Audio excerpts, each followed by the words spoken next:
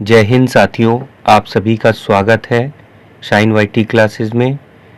अपर निजी सचिव भर्ती के लिए हिंदी शॉर्ट हैंड की 80 शब्द प्रति मिनट गति से डिक्टेशन 10 सेकंड में शुरू होगी।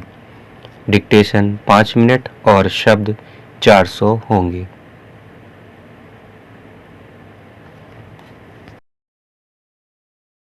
स्टार्ट। एक समय था जब हमारे अपने पड़ोसियों से भी चाचा चाची, ताऊ ताई, दादा दादी के उसी प्रकार के रिश्ते होते थे जैसे हमारे अपनों से, मगर जैसे जैसे पश्चिम से प्रेरित शहरी जीवन शैली हम पर हावी होती चली गई, लोगों ने समाज के रूप में सिमटना भी आत्मसात लिया।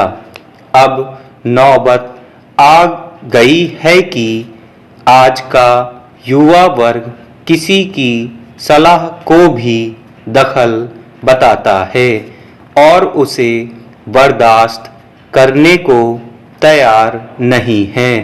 इसमें वह अपनी तौहीन मानता है। चिंता की बात यह है कि यह स्थिति अब केवल शहरों में सीमित नहीं रही, गांवों में भी परसती जा रही है।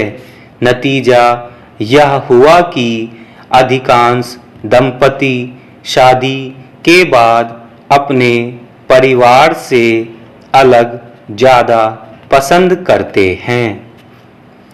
संयुक्त परिवारों का सबसे बड़ा लाभ यह था कि सुख में तो सभी मिलजुल कर खुशी बांटते ही थे, असली सहभागिता दुख की स्थितियों में होती थी। साझेपन और संवेदना की ज़रूरत दुख में ही पड़ती है। परिवार के रूप में एकल स्वरूप में सिमटने वाले समाज को यह तब समझ में आता है जब दुख से भरा वक्त आता है।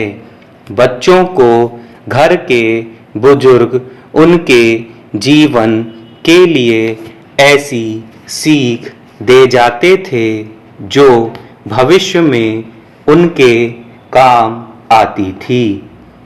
यह सिलसिला निरंतर जारी रहता था। पानी के बहाव की स्थिति होती है कि वह ऊपर से नीचे को बहता है। यह संयुक्त परिवारों के जीवन की पाठशाला की पढ़ाई थी। आज बच्चों को रोजी रोटी की शिक्षा यानी जीविका की शिक्षा तो स्कूल कॉलेज में दी जा रही है, उसमें कोई कसर नहीं है। उस ओर माँ बाप का भी बच्चों पर पूरा दबाव है। वे रात दिन एक किए हुए हैं, अलग से कोचिंग भी कराते हैं। जीविका की शिक्षा स्कूल कॉलेजों में मिल जाती है, लेकिन जीवन की शिक्षा का स्कूल कॉलेजों में ही नहीं, घर परिवारों में भी अभाव हो गया। जीवन की सीख किसे कहते हैं, यह आज के अधिकांश युवाओं को पता ही नहीं है। उनकी केवल एक ही धुन है कि जैसे भी हो बस पैसा कमाओ। यही वह परिवार और समाज से सीख रहा है। इसी चक्कर में उसके अपनों से भी रिश्ते नाते टूटते जा रहे हैं। गांवों को लेकर चिंता इसलिए होगी कि आज भी हमारे देश के करीब 70% लोग गांवों में रहते हैं।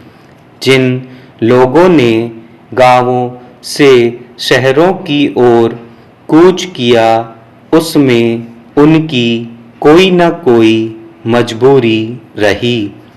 रोजी रोटी की तलाश या फिर गांवों में शिक्षा की उचित व्यवस्था नहीं होने से लोग शहरों की ओर पलायन कर रहे हैं। स्टॉप।